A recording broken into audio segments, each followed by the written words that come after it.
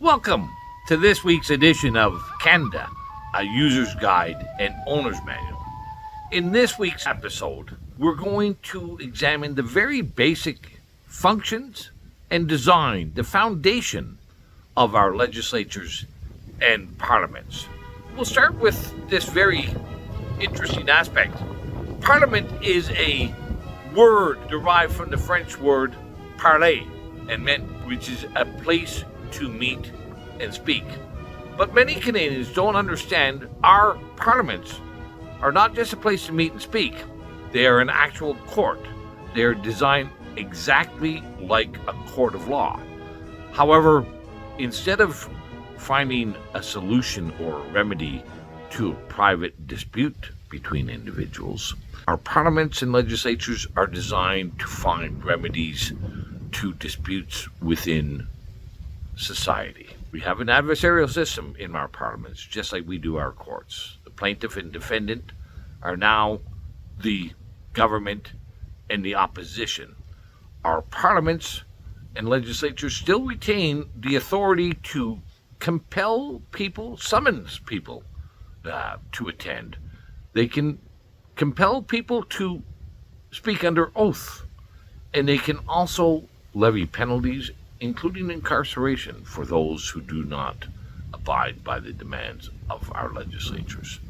The news cycle has been absolutely insane lately. Canadian influencer Lauren Chen has hundreds of thousands of followers, but her channels have been taken off YouTube after allegations of Kremlin manipulation surfaced. The Russians allegedly bankrolled a shell company believed to be Tenant Media and directed the owners to create content that supported Donald Trump and to sow discord. Tenant was started by Chen and her husband Liam Donovan. The couple have a registered company in Hudson, Quebec, and have hired other right-wing influencers. I'm asking Canadians, will you comply if there's another lockdown? Among them, fellow Canadian Lauren Southern, who has railed against COVID measures, immigrants, and trans rights. Neither Lauren Chen, her husband, nor Lauren Southern are named in this indictment. They also have not been charged, and the Mounties won't say if they've opened an investigation.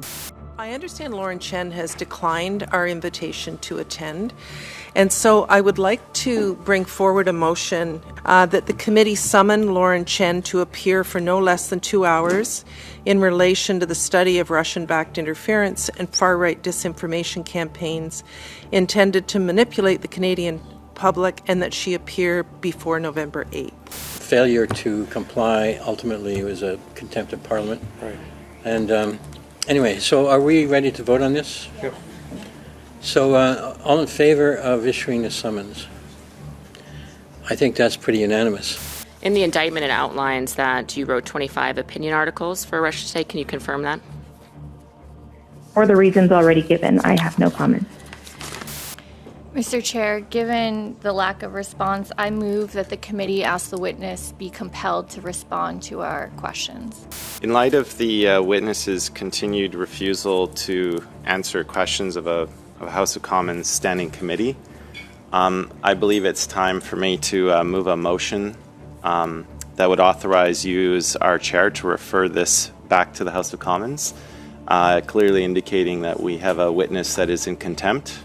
I had previously given notice of motion on this study that the committee summon Liam Donovan and Lauren Southern to testify on their own for no less than 2 hours on their participation in Russian-backed interference and far-right disinformation campaigns intended to manipulate the Canadian public. You went to Russia, if I'm not mistaken, you were barred from going to the UK, is that correct?